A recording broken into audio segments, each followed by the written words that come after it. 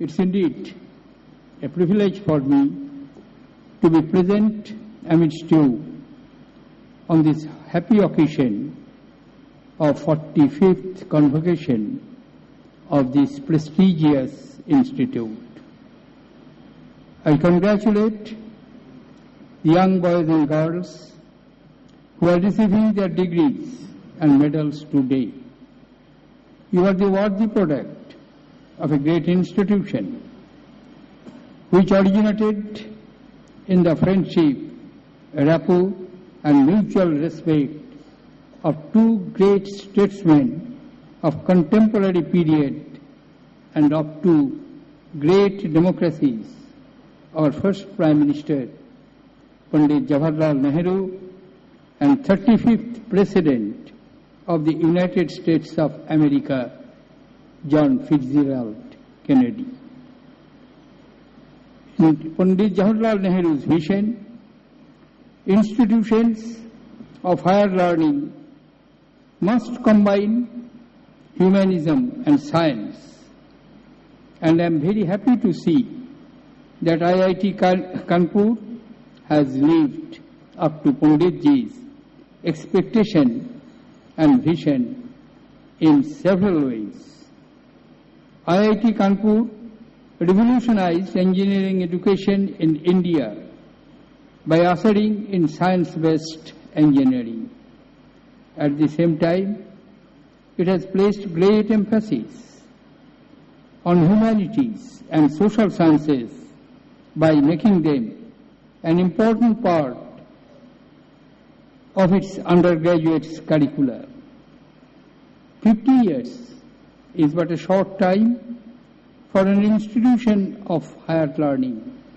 Yet, in a little over 50 years, IIT Kanpur has been able to make itself recognize the world over for its academic excellence. The alumni of IIT Kanpur have done their alma mater and indeed our country proud whichever profession they choose to pursue, be it science or engineering, teaching or research, entrepreneurship, innovators or corporate world or public services. We are glad to honor two of the very distinguished alumni of this great institute today. I join extending my congratulations to Dr. Narayan Murthy and Dr. Ashok Sen for their wonderful contribution to the onward march of our society. Thank you. It's gratifying to see that in today's convocation, as I mentioned, IIT Kanpur has honored and offered honoris causa Doctor of Science to two of its true alumni and ex-students, Dr. Swaminathan and Dr. Ashok Sen.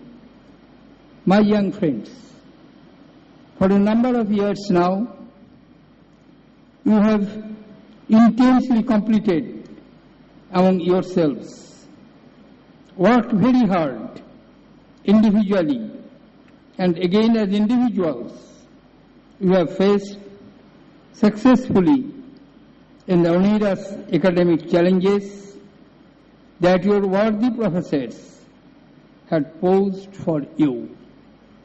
Each one of you considered the other as your competitor. And that's the spirit which has helped you to achieve the excellence which you have. But as you make the transition from being a student to a working professional, you need to learn that in life, cooperation plays an equal and perhaps bigger role than competitiveness. You need to learn to be a team player. Real life problems do not come parceled into neat examinations like questions. Their solution requires many minds with various talents of various degrees to come together.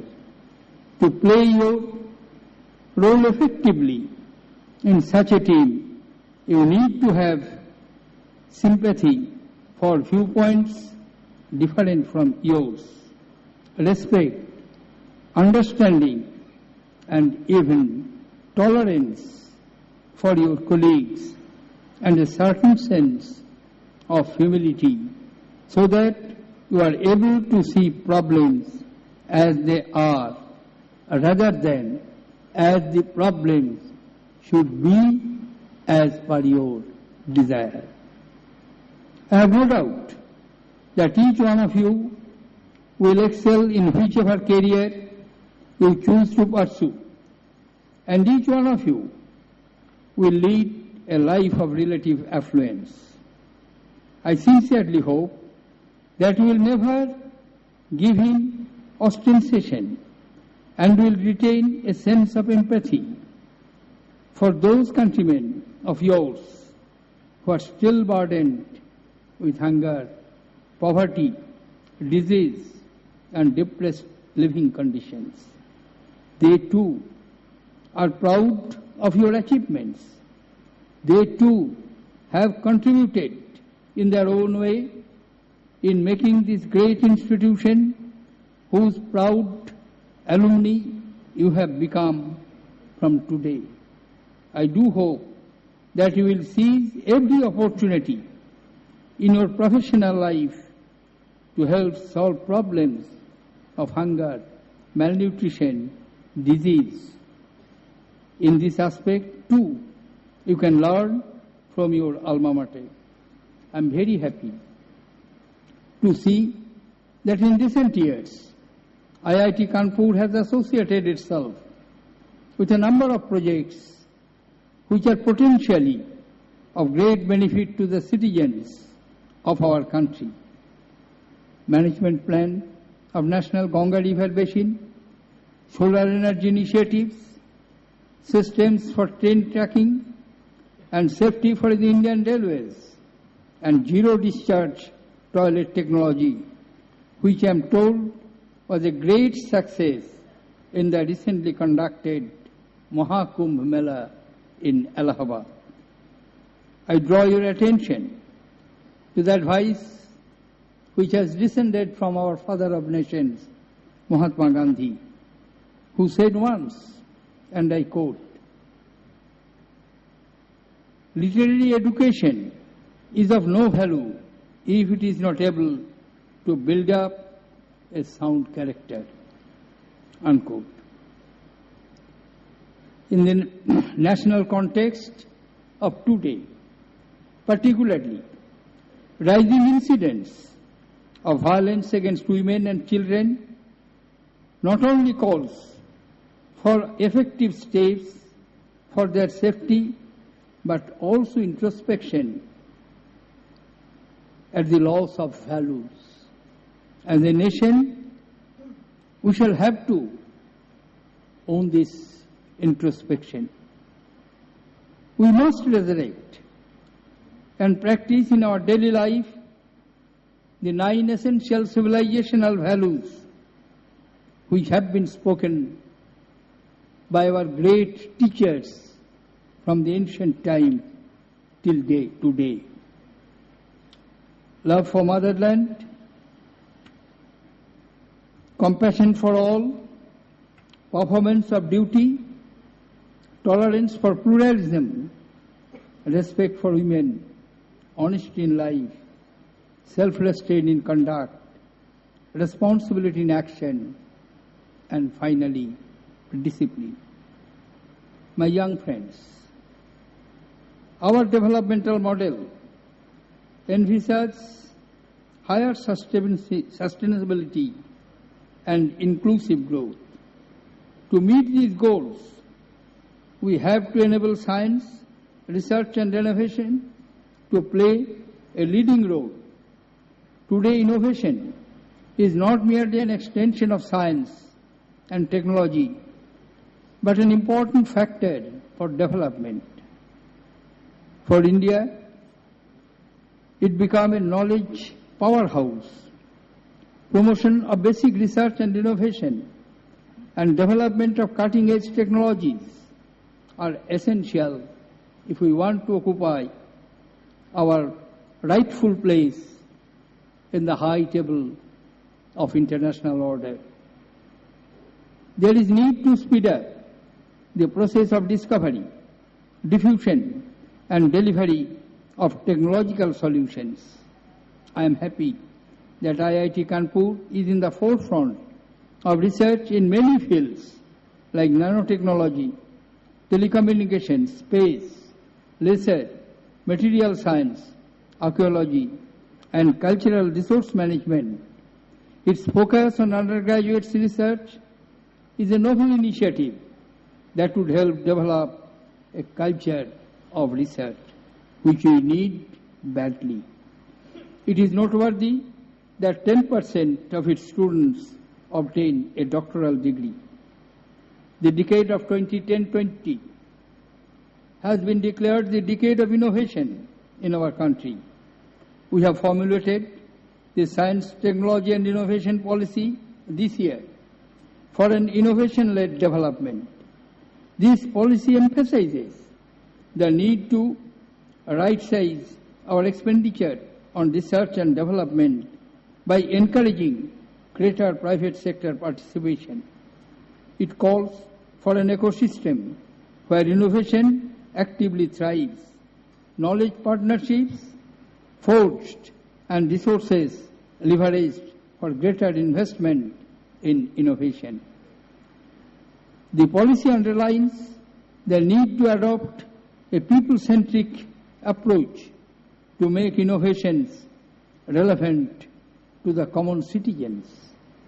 Grassroots innovations with a little monitoring can be developed into useful, viable products which can be marketable. Our temples of higher learning must take the lead in driving such innovations. The innovation and incubation centers of IIT Kanpur is a good initiative in the right direction. Over the last decade, the government has taken several initiatives to improve the quality of higher education in general and technical education in particular. Right now, when I am speaking before you, we have 669 degree-giving institutions, more than 3,000 colleges. At the end of the 11th plan, 2 crore 60 lakhs were enrolled in the higher education, which we expect to reach 3 crore 60 lakhs at the end of next 5 years. But still, we are far behind. In Germany, it is 21 per thousand in the age group of 18 to 24 who enroll themselves in the higher education. In USA, it is 34 per thousand. In India, it is just 7 per thousand. And in this connection, I would also like to draw your attention to the attention of the distinguished academics present here today. Sometimes back, when a survey was made by a rating agency of international repute, out of 200 top-class institutions in the world, not a single Indian institution found its place. That was not the situation. There was a time, and it was for a pretty long period of time, from 3rd century BC to 12th century AD, almost 15 years from the days of Taxila University, Takshashila, where 4 civilizations confluenced in the 3rd century BC, to the downfall of Nalanda, rather destructions at the 12th century AD, India was pioneer in the field of higher education. Why can't we get back our positions? It's not that there is lack of talent in our students. Why we had to wait? Still we are waiting for more than 33 years that an Indian scientist working research in an Indian university will obtain a Nobel Prize like C.V. Raman in the early 30s of the last century. As I mentioned, there is no dearth of talent in our students. In the contemporary period, 4 Indians who obtained Nobel Prize, all of them are graduates from Indian universities. Some from Madras, some from Calcutta. Therefore, the short point which I am trying to drive at, it is possible for all of us collectively to aspire not only physical expansion of the physical infrastructure, there is a need of it. Still in the remote rural areas, access to the higher education is difficult. Why can't we find the technological solution? Lack of faculty is one of the most difficult problems. Quality teachers are simply not available. But can't we substitute it by technological solution, extending the teaching and lecture of the excellent professors from one corner of the university to the other corner by taking the technological solution which is available today. We shall have to think out of box. My young friends, remember that the nation has invested in you. The education you received here has nurtured you into bright, capable minds. You are urged to undergo higher studies in premier institutions abroad to acquire greater expertise, widen your horizon is understandable and appreciable. But you should also retain the sacred link with your motherland. You have a responsibility to this nation and its citizens.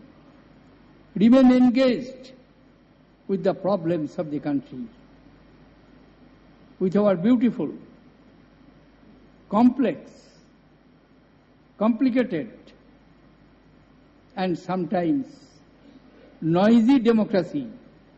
Don't discard it. Engage yourselves. Try to find out the solutions. Correct the wrongs. We will do great service to this country. I would like to suggest you that take the lead in fighting against all sorts of wrongdoings. Again, here I would like to advise you to remember the words of Mahatma Gandhi when he addressed the students and while making his observation say, be the change yourselves that you want the world to see. Do not expect that others will make the change for you. You be the catalytic agent of bringing the change because you are equipped. A brighter India is possible with your courage and conviction. Overcome challenges in life by depth of knowledge and strength of character. Make truth, knowledge and hard work your partners in life. Knowledge is infinite. Keep the doors of your mind always open to receive new ideas, new knowledge. I would like to conclude by repeating what your director told you as the parting advice. Thou shalt perform deeds that are commendable and no others. Perhaps that is the most important advice one can give and one can follow. I wish you all success in your life. I congratulate the members of faculty and all concerned of this great institute for their wonderful performance over the last 5 decades. But I will wish that you must reach higher skill. Thank you, ladies and gentlemen. Jai Hind.